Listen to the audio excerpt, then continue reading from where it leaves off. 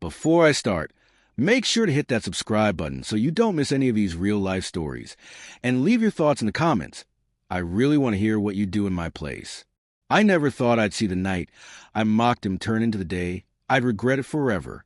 It started with a joke, something stupid, careless, thoughtless. We were lying in bed, the kind of lazy Sunday morning where everything feels soft and safe.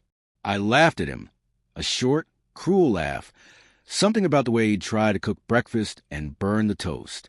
Honestly, how did you even survive this long without a smoke alarm? I said, nudging him lightly. He didn't laugh, not even a smile.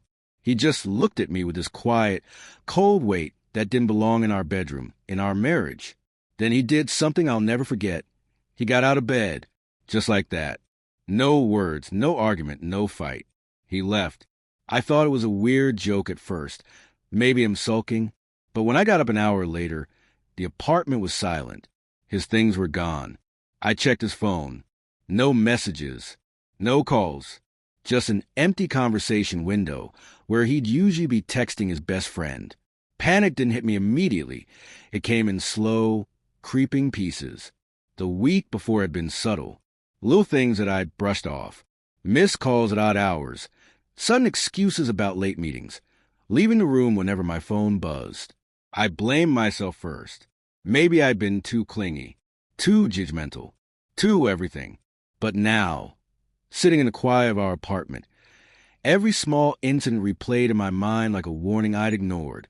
I went through his phone again, slower this time, like maybe I just missed something. And then I saw it, a single thread buried deep between him and someone I didn't know. Casual messages, innocent at first, then laughter, then plans. The next step was impossible to ignore. They were meeting today, the day after I mocked him. My chest tightened so badly I could barely breathe. I called him. No answer. Texted. No reply. The panic turned to fury, confusion, heartbreak. Every emotion crashing over me at once. Finally, I got one response, a simple, "We need to talk. Not here." When he walked through the door later that night, it wasn't like the movies.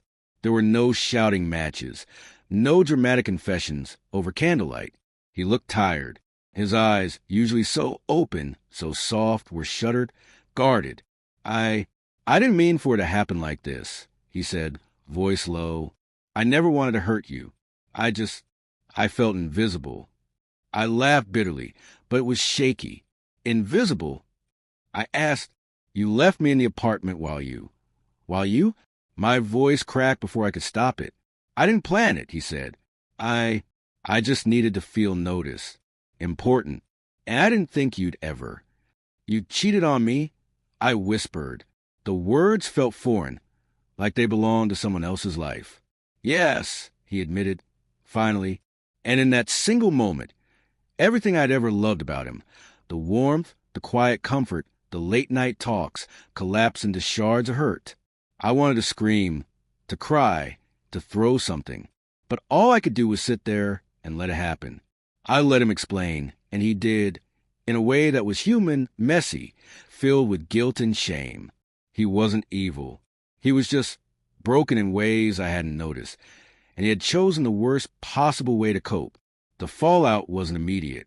It was in the small moments, the coffee he poured that didn't feel like it belonged to me, the empty side of the bed, the memory of our laughter now tinged with suspicion. I replayed every conversation, every touch, every argument, wondering what had been real and what had been lies. I thought about leaving. I thought about staying. I thought about every scenario, every possible outcome. But in the end, I realized something important. Respect, self-respect comes first. Love is powerful, yes, but it cannot thrive in betrayal. The morning I finally said, I can't do this anymore, he didn't beg. He didn't plead. He just nodded, eyes wet, voice breaking. I understand, he said. And just like that, the chapter closed. No shouting. No dramatic finale. Just two people quietly accepting that the life we thought we had was gone. Walking out, I felt a strange sense of liberation. Painful, yes, but freeing. I was sad, angry, broken, but I was still me. And for the first time in a long time, I could breathe without suspicion, without fear, without betrayal weighing me down. I don't know if I'll ever forgive him, and maybe I won't. But I've learned that mocking someone, even in jest, can carry weight you never intend, and that sometimes the hardest love is the love you save for yourself. So, if you're watching this and you've ever felt the sting of betrayal, the mix of love and heartbreak, I want to hear from you. Leave your thoughts in the comments. What would you have done in my place? And don't forget to subscribe for more real, raw stories that hit closer to home than you might expect.